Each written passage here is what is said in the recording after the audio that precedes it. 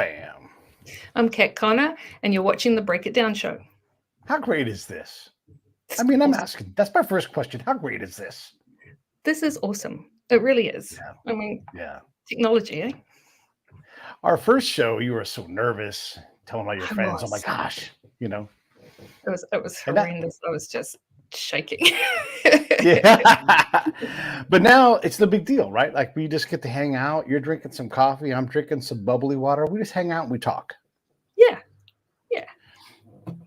So, for folks who don't know, it's Kat Connor. Kat Connor is this really successful, productive author. She lives in New Zealand, up in Upper Hutt, and she writes. I guess what we like. Can I say you write crime thriller Yep. novels, FBI, that kind of thing?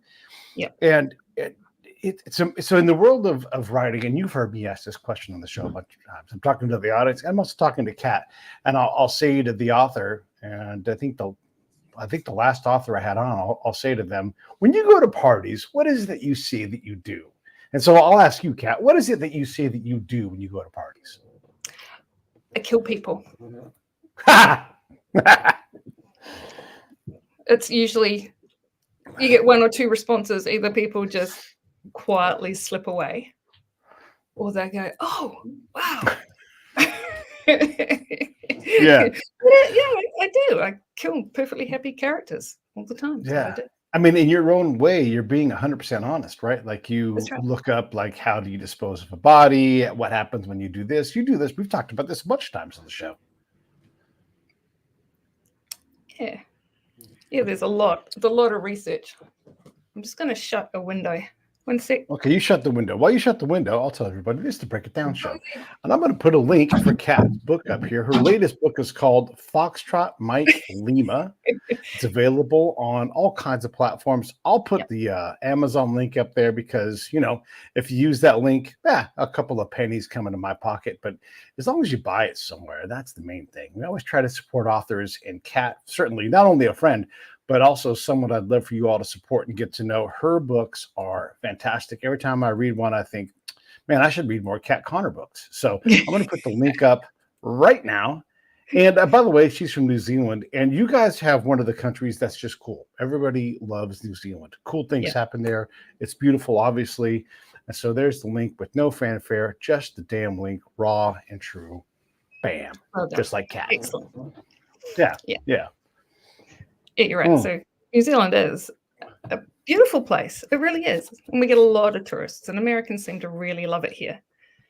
We sure do. Yeah. But, Yeah, I'm going to go back to, so I kill people for a living, right? You're an author. We have all kinds of authors on the show. Sports writers. We got another one coming up soon. I just recently had Sebastian Younger, who writes wonderful, wonderful books. But the universe of writers it's maybe the broadest profession of all of the professions. You can be someone who writes blogs and make six figures writing about toys. Wouldn't that be nice? Yeah, nice and easy. Or you could write highly complex thrillers, and you just cannot stop writing. I was shocked to see how many of this new series that you had already written. It amazes me that you've written so many books already. Amazes me too. I mean, it is. I look at it like here we go. See, look, there it is. And it stuns me that I wrote all those words. Still, after all these years, every time I hold the book, I'm like, how do we write all those words that make sense? How many words go into the common Kat Connor book? Is it 60,000? Is it 75? 100 usually. 100. Usually it sits around 100,000, so it can be higher, can be lower, but that's my comfort spot, I think. And that, as you know, that's not like the low end of the mark. I mean, that's way up the mountain. I mean, you don't have to write if you go to your agent, be like, I've written 100 words, like 100,000 words, like, couldn't you maybe cut, I don't know, 30,000 of them out? You're like, this is what it takes. Yeah, well, it is. The book is as long as it needs to be. That's how I determine it. So when it finishes, it finishes. If that's 85,000, or if that's 105,000. I just don't know. I don't know when I start, but I know when it finishes. Yeah. Makes sense. So now that between the FBI series that you did, the Byte series, and this, you're coming up just in these two universes, you're coming up on 20 novels. Are there other novels that I'm not accounting for? No. I think it's 20. I think this is number 20. I would have to count. Turn around. Yeah. Count. But I mean, it's right there. It's in that zone, right? Yeah. Yeah. That's crazy. That's crazy. Well, I look at 20 novels and I go, how did I describe the same thing 20 different ways? And I'm like, how does my brain do that? Because I don't know how to do it. If you think about it for too long, you'd never write anything, I think. I look at 20 novels and I think there's only so many authors that have done that. I mean, look, and the list is short in the grand scheme of all of the authors of ever, right? There's you, there's Sue Grafton, and all of a sudden you start running out of people, right? Especially in your genre and like in your realm of thrillers and crime and that kind of thing, you quickly start to run out. Now, look, there's a lot. Then people can name probably 20 more names, but at some point, maybe south of 100, for sure south of 200, there aren't people that have 20 of these things, It's an amazing accomplishment. Have you thought about this? Like how amazing it is that that's your company? I try not to, because then it just becomes intimidating. Okay. Or if I think too much about the quantity of words I've written, then I'm just like, well, how am I going to write another one? Because I've got to come up with a different way of saying the same thing again. Yeah. And then my brain's ticking over and I'm like, just don't even think about it. Just write the story that wants to be written and then think about it later. Every now and then the numbers pop up and I'm like, how many words have I written? We're north of 1 million now. But yeah. That's a lot of words. It's a lot of words. Well, I mean, if you've got 20 novels, you're going to be hitting 2 million here pretty quick, right? I mean, if you're writing 100K as a normal pace now, maybe the early pace was less, but it's not that much less. Oh, it was actually higher. I've just got better at telling the stories. I think I can use less words and tell the story. I'm not quite sure how that works, but I know Kiwi, which was my first published novel. I think that's 107,000. Or maybe 114. One of them's about that, and the early ones. And I was like, don't know. It's a lot. Like I can only do one book a year because it's a lot. Right. It is a lot. So, and I'm saying this one as a friend, or I'm asking this as a friend, and also as a person who's prolific with production. Are you getting better at selling your stuff? Because look, I've got a show. I put out shows all the damn time, right? But I should probably do a better job of going, hey, I have this show, but I just have very little success and interest. I work my ass off trying to promote my show, but yes, you do.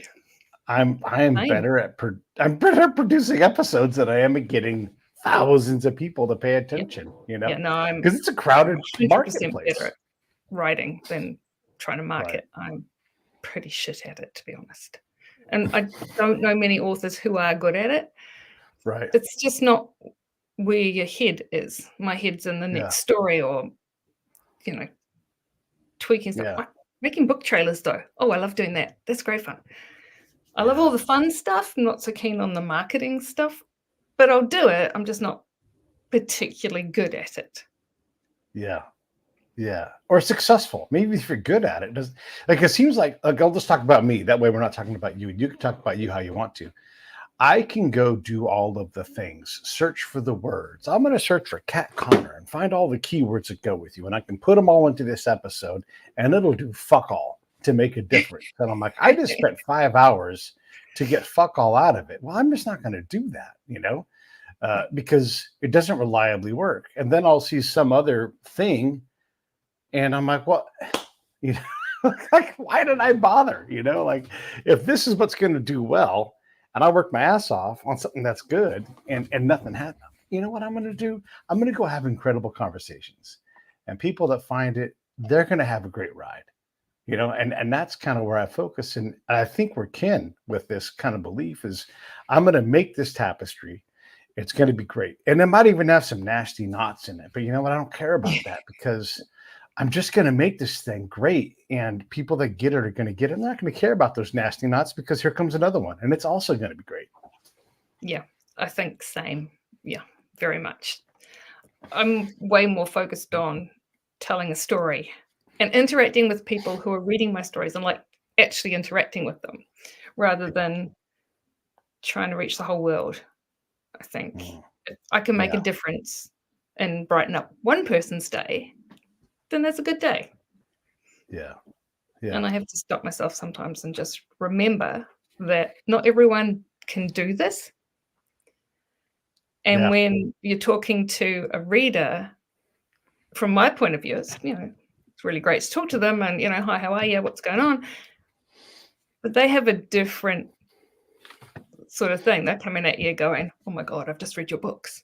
And it's really cool. It's really cool to be able to sit down and say, yeah, you can ask me anything. Yeah. I'll tell you how I did it. Yeah. Yeah, there's a lot to say right about what you just talked about there. You earlier said, I like to do the fun stuff, which was before that you said, I write 100,000 words a book, right? Not many people can do that. And not many people can do that 20 times. We just talked about that too. Yeah. And so that fun stuff for you is truly special to be able to do that. And we need you to do that. We want you to. Okay. No, I was messing around yesterday because I need a fairly robust trailer for the launch event on Friday. And I've got a few little ones that are floating around and I went, oh yeah, I'll just sit down, do it in iMovies. Yeah. I made notes last year and I had a concussion. My notes are rubbish. I thought I had step-by-stepped it so I could just pick it up when I wanted to do another one and it would be fine. No, half the things I need straight up, I didn't even write down. Yeah. So, sometimes the fun stuff's a bit harder than we make it look in the end. Yeah. But that's the same with writing. I mean, that's fun for me. That is my joy. Yeah. Yeah. Playing with my characters. And just continuing to talk about the 100,000 words. You and I have been talking about me writing my book. Yes. I've written 100,000 words since we've talked about that. And it's nowhere near a book and it's not on the same topic, but I've written 100,000 words. Hey, good for me, right? So I am a writer, right? That's hey, right. Pete, what do you do for a living? I don't say I'm a writer, but I write all the time. What do you own it, Pete? Yeah, no, well, look, and if someone, and I send my stuff out, I'm like, I wrote this thing, and I write things somewhat regularly, but is it a book? No, but, you actually do it. You publish it and it's amazing that you are, again, so prolific and so skilled. And it blows me away, Kat. And if nobody else tells you this, they should tell you every damn day. Thanks for what you're doing. Thank you for what you contribute to all of us with your stories. I just think it's remarkable. It's great. Thank you. Thank you for saying that. I mean, I do it because I enjoy it. 100%. Sure. I would not do it if I didn't absolutely love it. If I didn't create characters I wanted to spend time with and scenarios that I find really challenging and interesting, I just wouldn't do it. I mean, I can't outline because if I get to the end of an outline and it's beginning, middle, end, I'll look at it and go, oh, I've already written this. Yeah. My brain goes, you've already written it. Move on. Let's do something else. So I have to sit down and go, where does this start? What am I seeing? Because I see it. It's a video. So I sit down and I go, what are we looking at? What's going on? Yeah. Then I start. So last year, trying to write Foxtrot Mike Lima, I had my entire bedroom wall covered in Post-it notes. I'm not even joking. I got every color known to man, and I had to use my whole wall because my brain wasn't playing nice. So I couldn't keep track of what was going on. Never had to do that before. The cats had a field day. Nah. Yes. Climbing the walls, trying to get them off. But I found that worked for me last time. Yeah. This time, the next book, I'm about 20K in, and I kind of know where it's going. Yeah. Kind of. Yeah. We'll see if I get there and something else happens. I'll be like, oh, righto, we just follow that one, see what happens. But it's fun because if I don't know how it's going to end, then you're reading it, you don't know how it's going to end. That is because there's fun. no, like, you'd have to know my aha moment, which most people don't get unless they sit and think about it, and then they'll go, oh, right, yeah. When you said my cats had a field day, I don't know if you're talking about you or your cat. All of us. Every time I turn around, one of them was wearing a Post-it note, and I'm like, just leave it. Sometimes it was you. Sometimes it was because I'm standing in front of it and they're falling, and I'm. Yeah. It was hilarious and also weird because I'm looking at a wall with all my chapters, every single chapter written up, bullet pointed on all sizes of Post-it notes, all colors of Post-it notes, because this book, Foxtrot Mike Lima, has more points of view than I've ever had before. Yeah. Normally I'm first person, and I do write first person. Every now and then there'll be a third person scene from somebody else, but this one has got, let me count, 2, 3, 4 points of view. So to make it easy for everybody, especially me, the top of each chapter tells you whose voice you're going to hear. Right.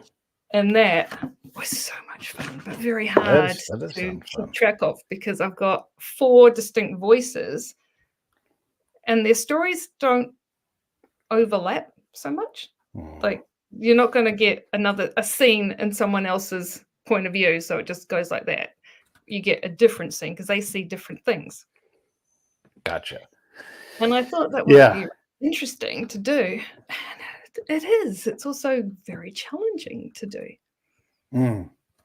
Yeah, that is interesting and challenging to do. And when you talk about that, and I talk about this quite a bit on the show, as you get more seasoned in my former line of work being a spy, you get better at understanding that I need to turn my camera off and move it.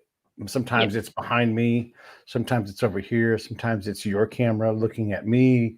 And so I've got to master all these different points of view, because if I don't, and sometimes it's way distant, it's in a different room, it's in a different place altogether. Like at one point I realized from a raindrop, I became all knowing for an instant. And I know you'll get this because I had no business knowing what I knew, but it was December, it was Christmas Day. And I was walking and a muddy raindrop hit me. And when that raindrop hit me, because I was so in tune with my environment, I was on an American camp, I was about to go on a patrol, I understood everything around me for an instant. And I understood what the sheikhs knew, that they all knew me and they were expecting me to come. They were talking about me in a way that I had never understood before. And it was just like a Polaroid moment, but I had so much clarity of things that I'd never known before. And so like, it was almost like my mind had teleported a couple miles away to these other people's homes. And I knew things about what they knew about me and how they had conversations about me. This all sounds hocusy pocusy to the audience probably, but I know you get it because you do this kind of thing. And it was that raindrop that triggered this, because I realized they were being hit by the same raindrops and they were having similar thoughts at the same time. And all of a sudden my quantum world truly was, for that one little instant, connected. And then I came out of it and I was like, oh, okay, I know how to use this connection. And it was, it made me a better spy. And then it also allowed me to go, there's even more camera angles for what I do. Yeah. That's why I went with 4 points of view, because it couldn't just be Ronnie's camera. The story itself ends up being about illegal arms deals, but the way it needed to be told required 4 different people, and one of those people the others don't know about. Okay. not the way he's working anyway. They know who he is, but they don't know what he does. They have no idea that he is actually the guy that they're wondering about all the time. I was wondering about this person. He's that person. So for me, that was really fun. So I've got him down in the sounds, and he's putting the information out in the arena where they can get it, but they don't know him. They just know him as Genesis. They don't know who he is, and yet they do know who he is. If he slips up, everyone's going to work it out really quickly. Right. But he doesn't. Like That's interesting. It's really fun. So I think I get what you're saying, and I sort of do something similar. Again, like I'll apply my real world experience. I don't want to slip up, so I am Pete wherever I go, and so that when I say something, it is always something that I would say. It is always familiar, and because I know they talk about me, when they talk, they are talking about the same person. They're not talking about Mike, and Mike says something to this person. It says something to that. No, they're talking about Pete. No, you know Pete. And Pete always says the same thing. And if they're like, is Pete a spy? He's like, yeah, of course. He told me he was. And they're like, he told you the same thing? Holy shit. He said that if he, and so I'm always the same dude. And I'm 100% honest. And it drives the people around me, my peers, especially like, what do you mean you told him you're a spy? I'm like, well, I am. And I'm not going to lie to these people. Now, I may not tell them the entire truth, but we all play that game. And so, yeah, I don't want to slip up and lie about something. Now, look, I don't tell them that like tomorrow we're going to kill you. Like I don't say those kind of things. Get your will in order. We're coming for you. Yeah, right. But if I can at all, I try to be 100% honest because I don't know. That's just how it makes sense to me, right? And they've got to look me in the face, and I'm like, I need you to trust me. And I don't say those words, but I'm trying to build trust with these people. And so I can't, the way I operate, I can't be dishonest because if I slip up once, it might mean that I die or I don't get to do the thing that I need. I don't get to create the relationship. Right. Exactly. It all falls apart for me and how I do my dance. Yeah. So that's what I was struggling with this character. And he's a character that, if you've read the Byte series, you know this guy. And I thought... It's that Ronnie. Okay. Yeah. So I thought, okay, so he's out of it. He does not live anywhere near them. He does not communicate as himself to anybody but Crockett. But Crockett is his mate. They're friends. Crockett visits him all the time, but he does not know what Mitch knows. No one knows what Mitch knows. And it's really fun because I'm like, because he's not in the city with them. Okay. He can be a little bit more standoffish. But then something happens and I'm like, oh my God, how's this going to work? And I'm just like watching the scene roll past my eyes going, oh man, this is really cool. Right. Because there's somebody from the Byte series that we thought was dead. And he may as well be, but he's not dead. So that comes in, I can't remember when that comes into the story, but you suddenly realize that Crockett knows a lot more about what killed everyone than he's saying, than he's ever said. And then we come across this person who's supposed to be dead. And I gotcha. I really enjoyed that. I was like, seriously? It's him? Yeah. He's still alive? I'm like, oh my God, the fun I can have with this because he's alive, but he can't speak. Yeah. He's got no voice anymore. He can think, but he's got no voice. So he doesn't come across like his normal self. What do you call the Foxtrot Mike Lima series? Like, what is the series name? The Veronica Tracey Spy PI series. Okay. So you have that, and then you have the Byte series, which you thought you would put to bed, but apparently you're still doing.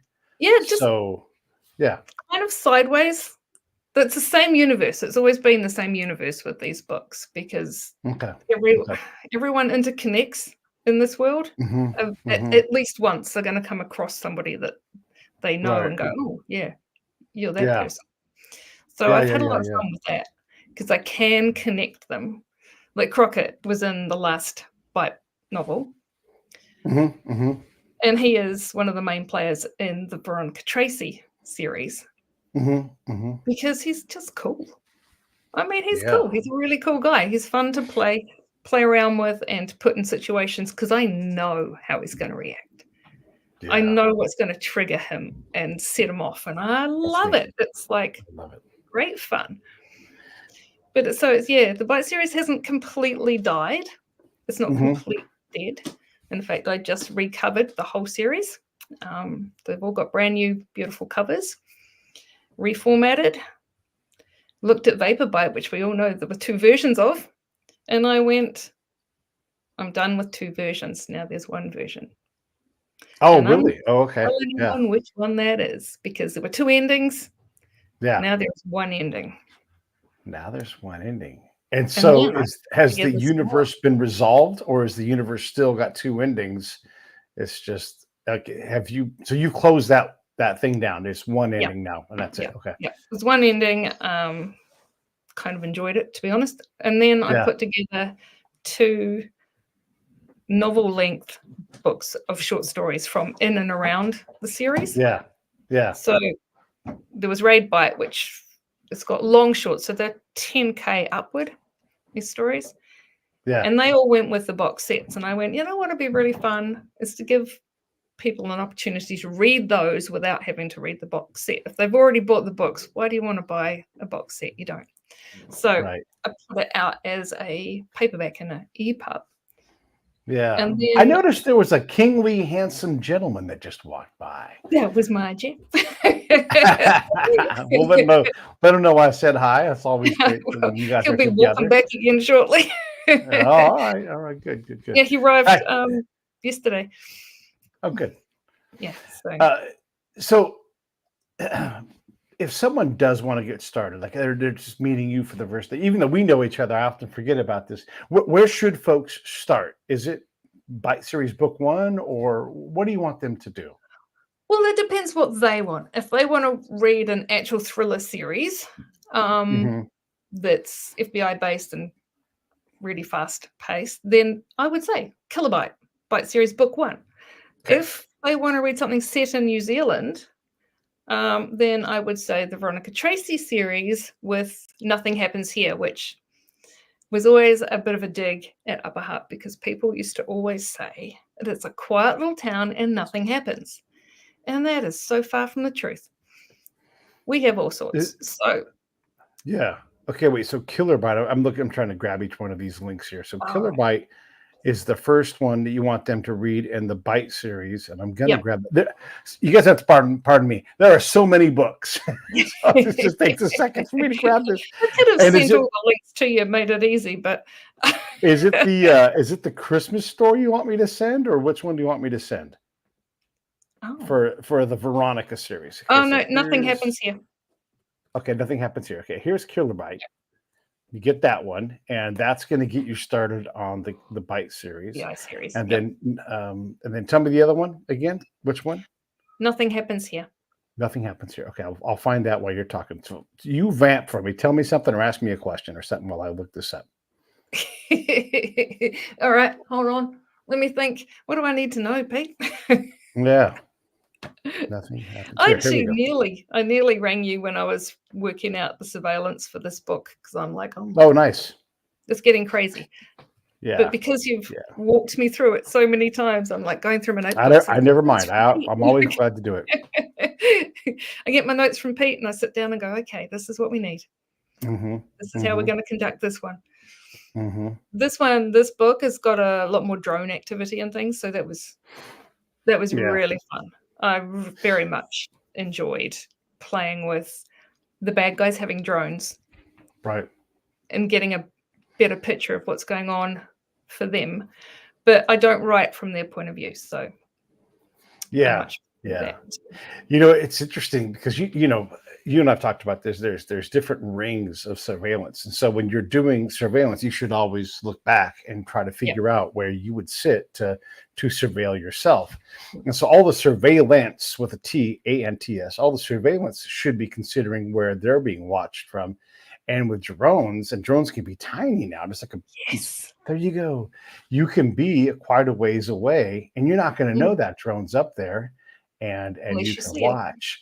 Yeah, quite a bit of stuff. It really has changed what surveillance looks like, Oh yeah, and big time. so you can be sitting, you could deploy someone instantaneously to an area. So you could be, I don't know, sitting in a cafe or something. I love me a cafe. And when you're working for doing a meet, and it's like, Pete, go to this location, and now you come in clean and cool, and you sit down where that meeting is happening or whatever that thing is, because the what's little, going on. it's amazing what you could do. Yeah. So I thought, right, we're using drones because that'll be fun.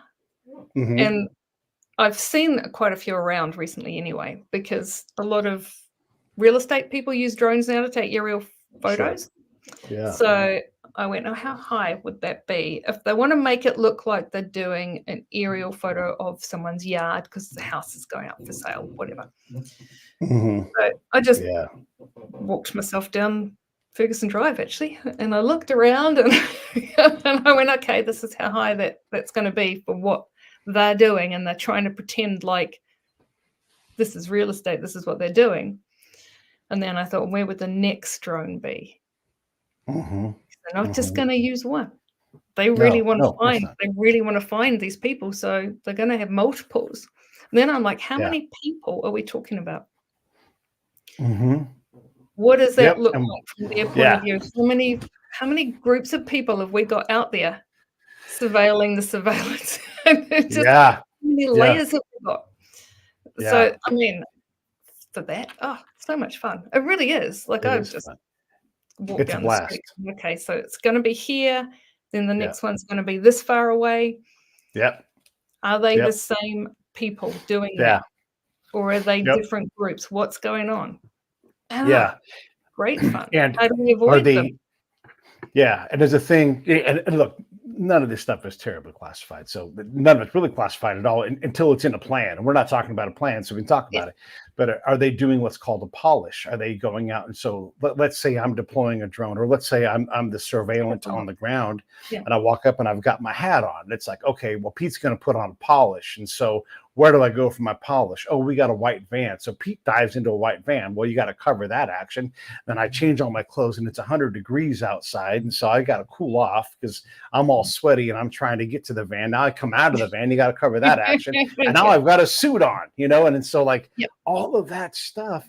By the way, at the end of the day, you have to have a back brief. And so everybody's got to gather, it's like all these. So the machine is just going while you follow this one person or, whatever, right? And it's all kinds of crazy. The other thing, and I know you and I have talked about this is just interesting for the audience, and then how you use these things as an author is sometimes you want to let the surveillee know that they're watching them, or just give them the idea. And so you might let that drone come into their view. So they see it and freak out. So they see it. Yeah. And so they're like, are they following me? And then maybe you peel it off and it walks away towards somebody else. And they're like, was that? And you make them suspicious. You make them nervous. You make them execute their counter surveillance plan. Yep. So you catch them. So yeah, exactly. And so all of that stuff comes into play. And a drone is a great way to not burn an asset, right? Because it's a drone. They all look the same, and so and they're commonplace now. Everyone's got a drone, So exactly. I really enjoyed that. I'm like, what are we going to do with that? How are we going to be able to watch? Well, not me, because my guys aren't watching so much as these other people are. And how can we work out where they're going to go next? So that we can avoid them. Now, that was the fun bit. It's like, we've got to avoid them. How do we avoid them? If they're concentrating on the main road through town, then we can't go anywhere near that. We've got to go back roads. We've got to try and cross it without them spotting us. We've got to stick to the back. Oh, so much fun. Just really enjoyable stuff. Oh, yeah. So I worked all that out. I was quite pleased with myself. Because it's a lot. Your brain's trying to think for everybody at once, so that it's not obvious what's going on. So I really enjoyed that. And then I bought it's amazing. It's really hard to follow someone, by the way. Really, really hard, Oh, I especially do in a that quite car. often. You know, like if they rent a white car, let's say they rent a Nissan Sentra. If And there's I was 1,000 of them. Yeah. yeah, if I was trying to not be followed and I saw another Nissan Sentra, I would get right next to it and I would drive next to it and then I would go the opposite direction of it. You know, every time I saw one, I would do something with it to make it as confusing as possible Hard. Yeah. because the people are looking at maps, they're looking at nav, they're trying to communicate, they're trying to write notes, and they'll look up and like, which one was it? And if you get it wrong once, they're going to go in the other direction. And I only need one mistake, you know? Yeah. If there's a rise, this happened to me. We went over a rise, and when we came down, two of the same car. Brilliant. And you're like, which one we picked? And no one else knew because we were the ones, we were sitting in the seat, and it's like, we don't know which one to pick. And like, pick one. All right. We'll pick the one going left, you know? Wrong car. Yeah, so I've had a lot of fun with this book in particular, I think. More fun, although Whiskey Tango was a really fun story. Yeah. But Foxtrot Mike is, because there's so many points of view. Yeah. It's really fun for me because I'm like, Ben gets his own chapters, and I've never really had him as a first person character before. He's only ever been from everyone else's point of view. Yeah. So now he's front and center for a few things, so we can see what he's doing, which is really cool because he's a really good gatherer. People talk to him. He's an actor. He's good looking. He goes to events. People just start talking to him because he's personable, you know. Yeah. So they use him a lot in this to find what they're trying to find. Just send him in there in a tuxedo at a dance and just let him do his thing. Oh, I love it. And then I'm like, this is really fun. So how far would he take this? And then he goes missing. So Ben's in play and then he vanishes. Right. So that was really fun. I'm like, okay. Who took him? Yeah. Did anyone take him? Yeah. Did he have to follow the lead and break contact to follow the lead, right? Yeah.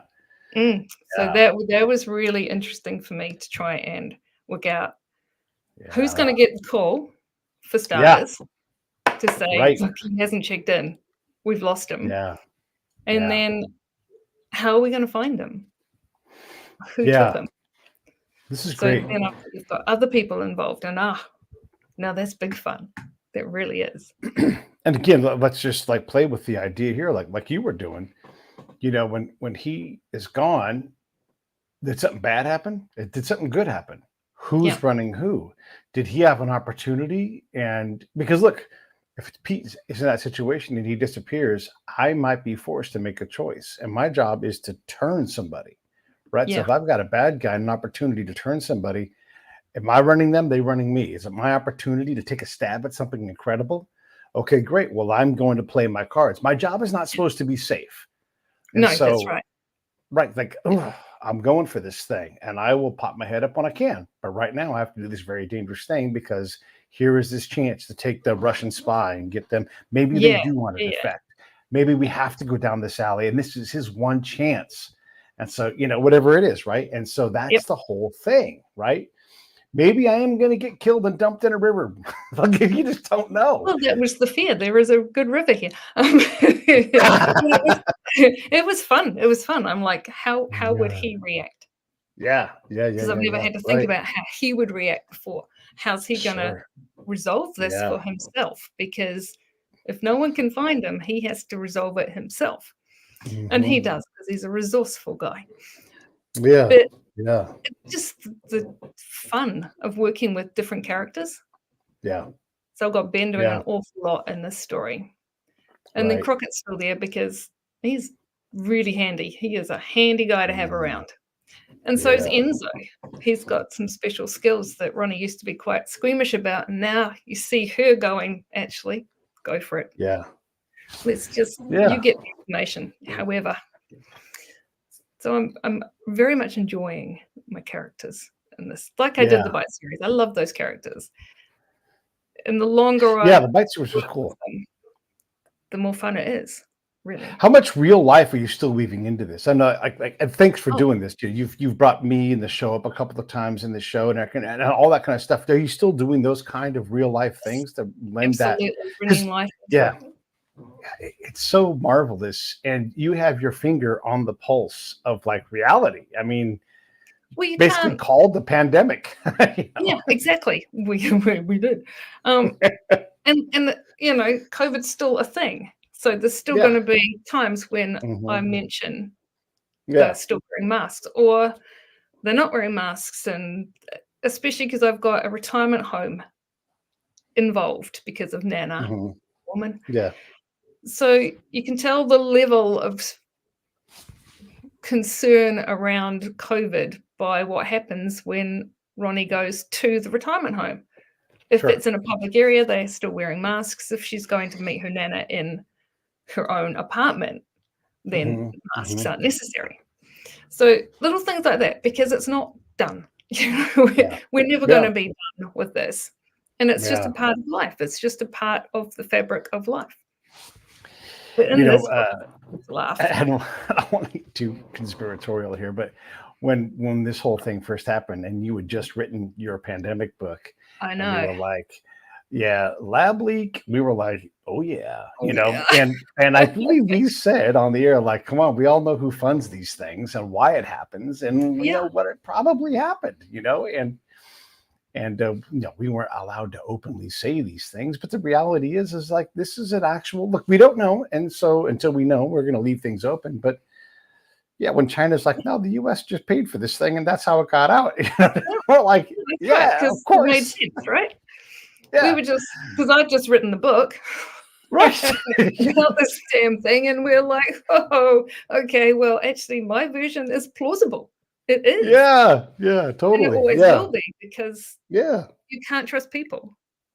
That's what it comes Well, down who to. has all the money? We have all the money, and we want to try to control these things. And Yeah. if you give And us the greed benefit of is the doubt, yeah, greed and if you triggers. don't want to give us the benefit of the doubt, it still could be us, And so Yeah. when these big things happen, when the Nord Stream pipeline gets blown up, when that big old dam in Ukraine gets blown up, guess who? Guess who was very possibly guilty of these things? Yep.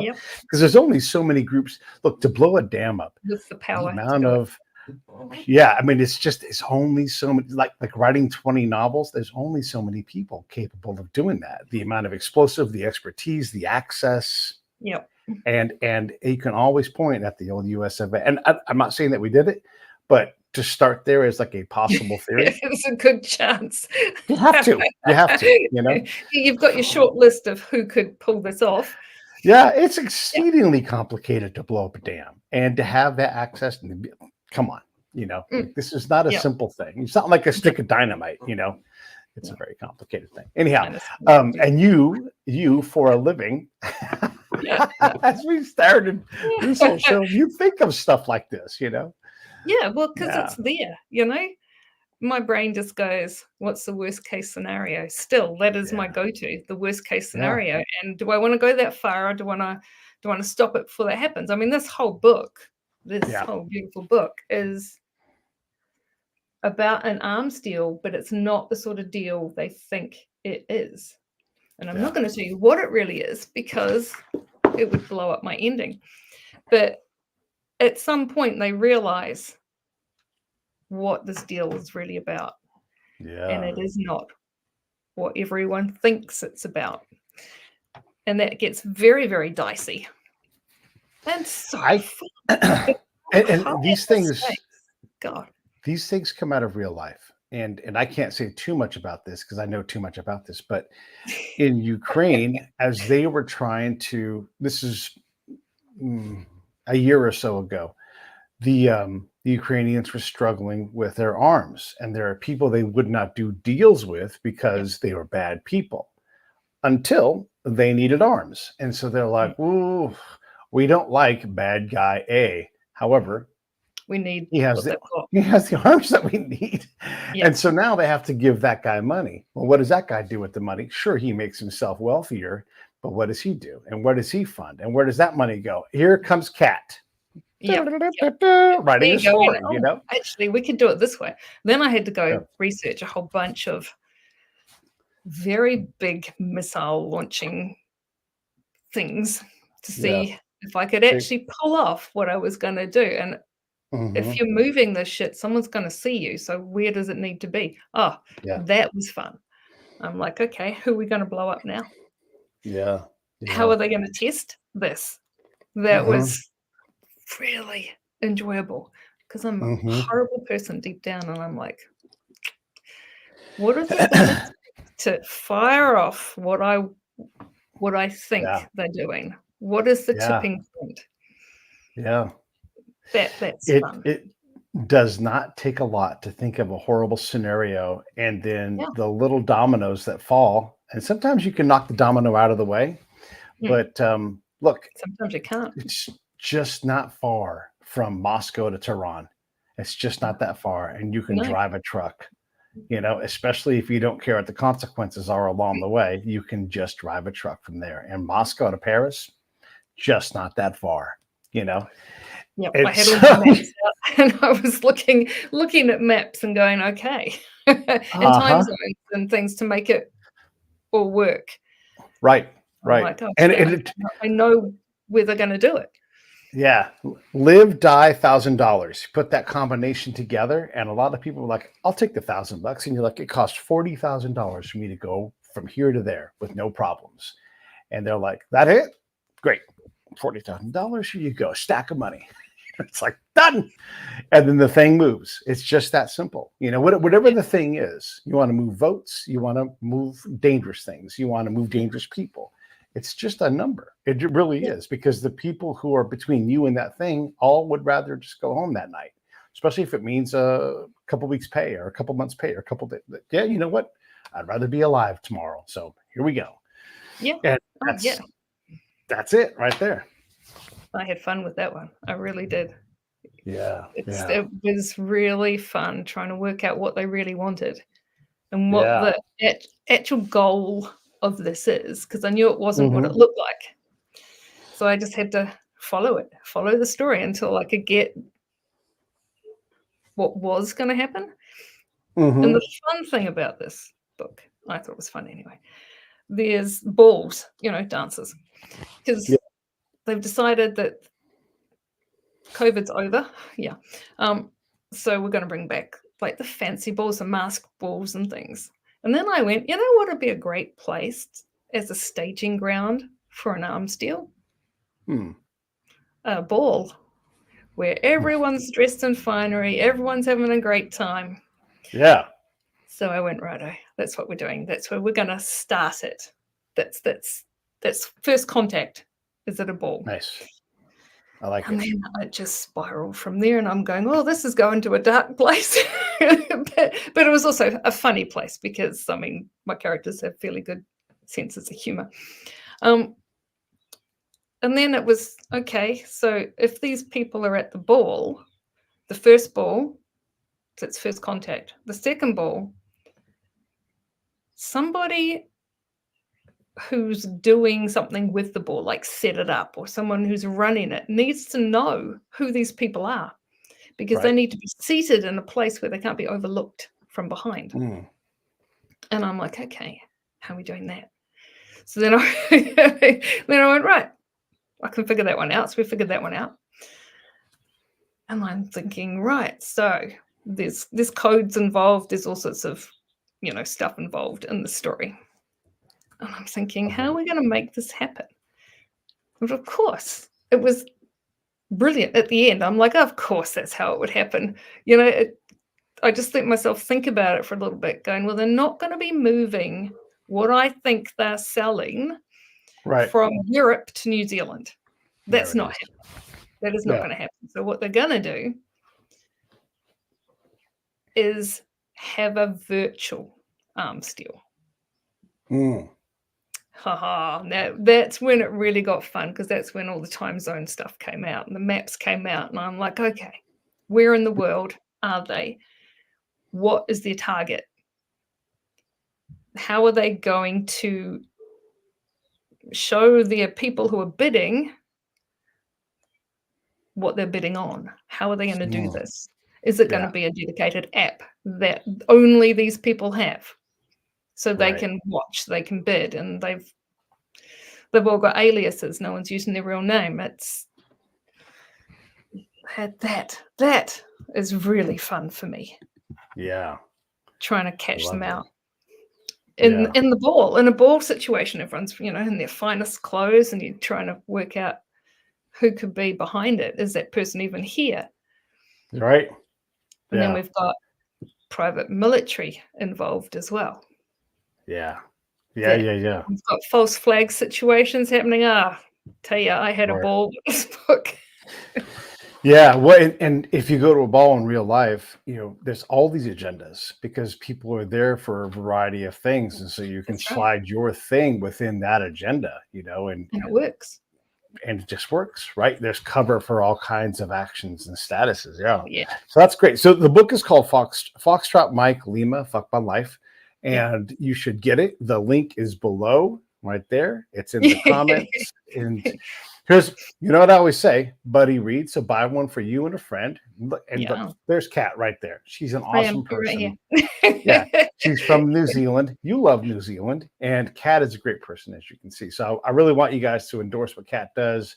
It's a great book, and if you start there, you're going to enjoy it. If you want to start with one of the other books, there's links in the comments. You can go and start wherever. But this is this is it right here. Like, this Kat kills people in lots of ways. It's a lot of fun, and so if you're looking for a new series to start, Byte series, or this series with, I got to get her name right, Veronica Tracey, the Spy PI series. And that's set out in another part of the world if you're not in America, and you will love it because it's New Zealand. What else should we talk about before we wrap this whole thing up? We've been doing this for about 50 minutes. What do you want to talk about? What have you been up to? What have you been doing? Apart from I'm working on a couple of documentaries. Believe it or not, I've turned myself a little bit into an executive producer of documentaries. And so slowly but surely, we're making these things happen. And I'm and so it's one of those things where it's a heavy lift, but it's liftable, and it goes at the pace that it goes. And I know enough people now that I think I can reliably get these things done. Every time you make a documentary, it's a little bit of a minor miracle, but it's going in the right direction. It's further along than it was when we started, and it seems to have its own energy. So I don't want to say that I think we're going to pull it off, but I think we're going to pull it off. And that's pretty amazing, So for a guy, for a guy with a show, that's pretty dang good.